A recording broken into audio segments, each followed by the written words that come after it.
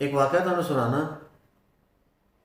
वे एक बादशाह ना अपनी महफिल च बैठा सी ते आवाम दे मसाइल वास्ते जिहड़ी वो महफिल लगदी है बादशाहां दी दरबार जिन्हों कहंदे वे दरबार लगा सी। एक बंदा हाज़र होया वज़ीर नूं अगे पेश करके कहंदा है बई मैनूं कोई नौकरी चाहिदी बादशाह सलामत नाल गल करो।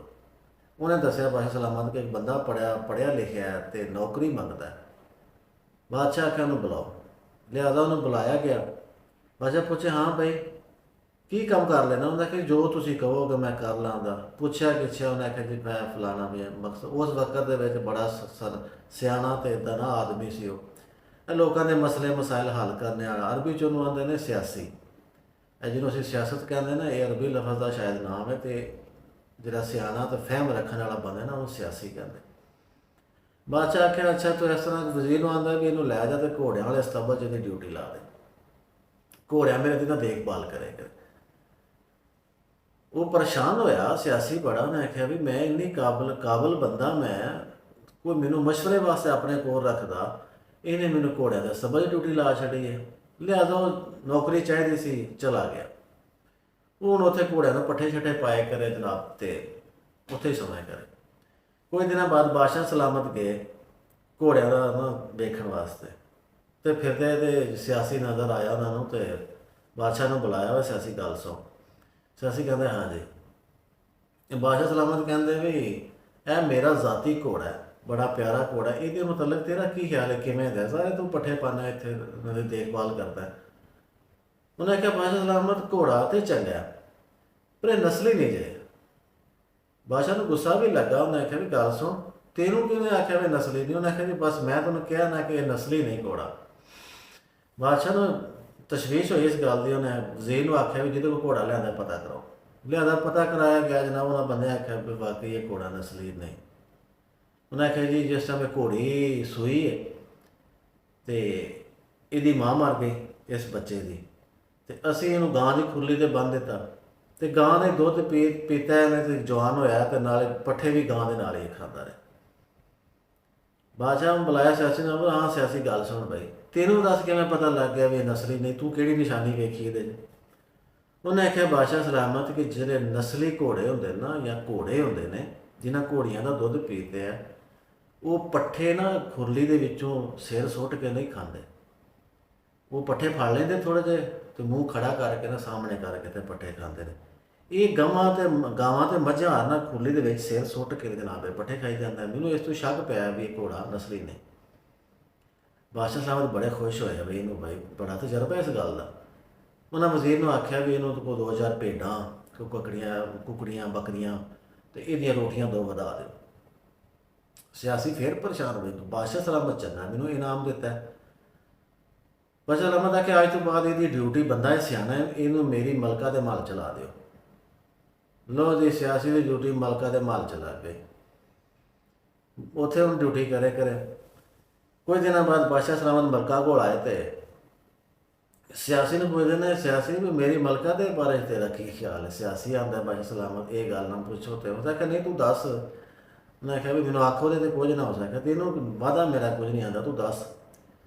उन्हें बादशाह सलामत तुहाडी मलका है तो चंगी है लेकिन ये किसी बादशाह की धी नहीं है बादशाहजादी नहीं है।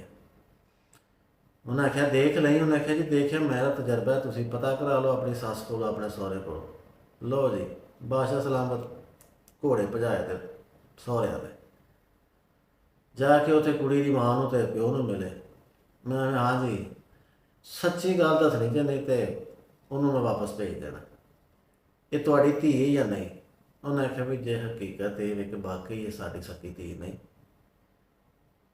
साडी औलाद कोई नहीं सी तो असी ये किसी को लैके पाली तो असी हर बंदे ने यही दसिया कि भी साडी धी है। उन्हें आख्या ठीक है। वो वापस आ गया आके सियासी को कहता है भी सियासी तेनों दस किवें पता लग गया भी ये किसी बादशाह का तुखम नहीं है। उन्हें आख्या बादशाह सलामत बादशाहजादियां दे जिहड़े ना या मलका जिहड़ियां ने उन्होंने चाल चलन तौर तरीके होंदे ने होर।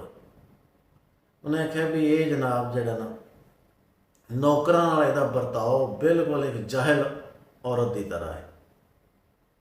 ਖਾਣ ਪੀਣ ਨੂੰ ਚੰਗਾ ਦਿੰਦੀ ਹੈ, ਲੇਕਿਨ ਇਹਦਾ ਗੱਲ ਕਰਨ ਦਾ ਅੰਦਾਜ਼ ਜਿਹੜਾ ਹੈ ਨਾ, ਰਵੱਈਆ ਇਹਦਾ, ਉਹ ਬਿਲਕੁਲ ਵੀ ਮਲਕਾ ਵਾਲਾ ਨਹੀਂ। ਮੈਨੂੰ ਇਸ ਤੋਂ ਸ਼ੱਕ ਪਿਆ।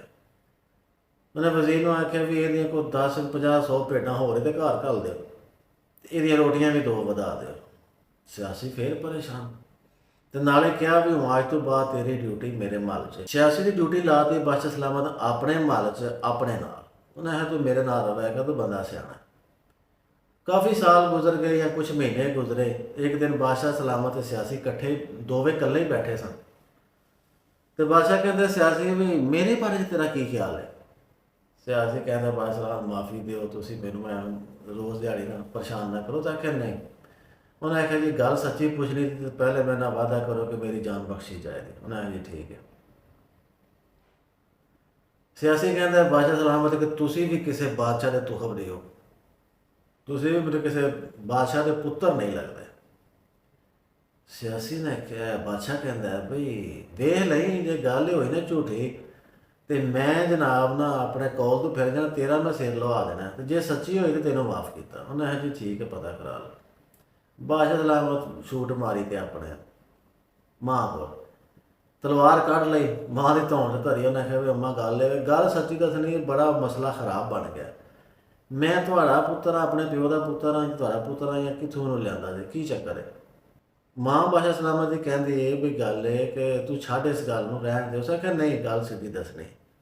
ਨਾ ਗੱਲ ਹੈ ਕਿ ਸਾਡਾ ਜਦੋਂ ਸਾਨੂੰ ਅੱਲਾ ਨੇ ਬੇਟਾ ਦਿੱਤਾ, ਇੱਕ ਹੀ ਸਾਡਾ ਬੇਟਾ ਸੀ, ਤੇ ਉਹ ਪੈਦਾ ਹੋਣ ਤੋਂ ਚੰਦ ਮਾਹ ਬਾਅਦ ਨਾ ਉਹ ਫੌਤ ਹੋ ਗਿਆ, ਤੇ ਅਸੀਂ ਫਿਰ ਆਪਣੀ ਸਲਤਨਤ ਵੀ ਬਚਾਉਣੀ, ਜ਼ਾਹਿਰ ਹੈ ਕਿ ਨਸਲ ਹੋਣੀ ਜ਼ਰੂਰੀ ਹੈ ਬਾਦਸ਼ਾਹਤ ਵਾਸਤੇ।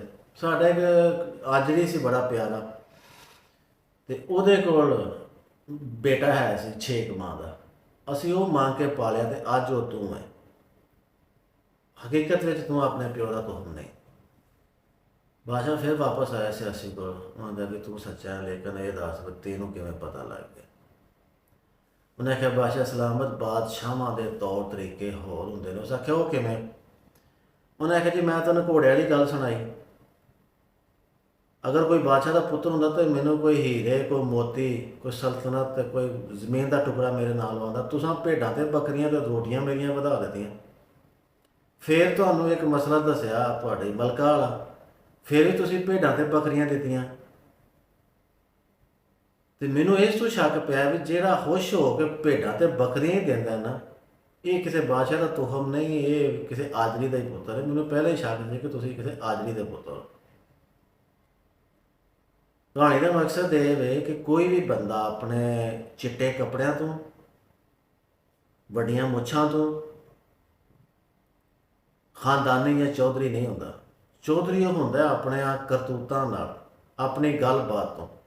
ਚੌਧਰੀ ਨੂੰ ਦੱਸਣਾ ਨਹੀਂ ਪੈਂਦਾ ਕਿ ਵੀ ਮੈਂ ਚੌਧਰੀ ਹਾਂ।